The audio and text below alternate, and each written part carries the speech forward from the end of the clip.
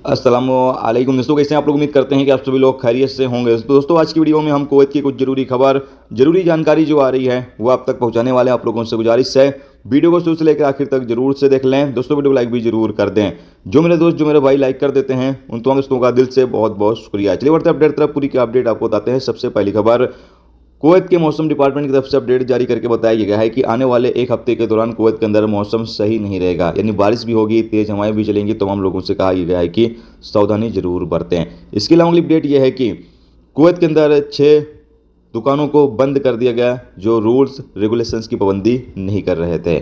बताया गया है कि यहाँ पर रेस्टोरेंट भी है जिसके किचन वगैरह भी ख़राब थे और बाकी जो साफ़ सफाई का ख्याल है वो भी रेस्टोरेंट वाले नहीं रख रहे थे, जिसकी वजह से इन रेस्टोरेंट और दुकानों को बंद कर दिया गया है। कहा यह गया है कि जो रूल्स रेगुलेशंस है उसकी पाबंदी करना तमाम लोगों के लिए बेहद ज़रूरी है। इसके अलावा अगली अपडेट यह है कि कुवैत से जो लोग छुट्टी पर जाते हैं वो 6 महीने से ज़्यादा कुवैत से बाहर नहीं रह सकते हैं। 6 महीने से ज़्यादा अगर आप कुवैत से बाहर रहते हैं तो आपका वीज़ा कैंसिल हो जाएगा, फिर आपको नए वीज़े पर कुवैत आना पड़ेगा। तो इसलिए यहाँ पर कहा यह गया है कि 6 महीने से ज़्यादा आप कुवैत से बाहर अब नहीं रह सकते हैं। 6 महीने तक ही रह सकते हैं, 6 महीने से ज़्यादा आप कुवैत से बाहर नहीं रह सकते हैं।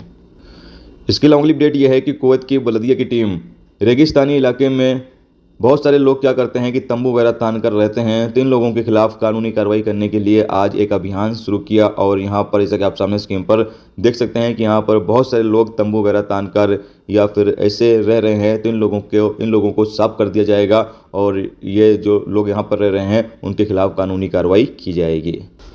इसके अलावा अगली अपडेट यह है कि कुवैत में ऑनलाइन धोखाधड़ी के काफ़ी लोग शिकार हो रहे हैं। तो तमाम लोगों से यहाँ पर कहा यह गया है कि आप ऑनलाइन किसी तरीके का कोई सामान वगैरह खरीद रहे हैं तो आप जो वेबसाइट के बारे में सही तरीके से जानते नहीं हैं, कोई नई वेबसाइट है तो वहाँ से आप ऑनलाइन सामान परचेज ना करें, क्योंकि ऑनलाइन वेबसाइट वाले काफ़ी ज़्यादा लोगों के साथ फ्रॉड कर रहे हैं। आप मशहूर जो वेबसाइटें हैं उसी से आप सामान वगैरह खरीदें। मिसाल के तौर पर अमेजोन हो गया या इसी तरीके से जो मशहूर वेबसाइट है, नून हो गया, जो मशहूर वेबसाइटें हैं उन्हीं से आपको सामान खरीदना चाहिए। कोई ऐसी वेबसाइट के चक्कर में ना पड़े जहां पर आपको सामान तो सस्ता मिल रहा हो लेकिन बाद में आपके साथ धोखाधड़ी हो जाए, आपके साथ ठगी हो जाए। तो आप लोगों को सतर्क रहना है ऐसी वेबसाइट से।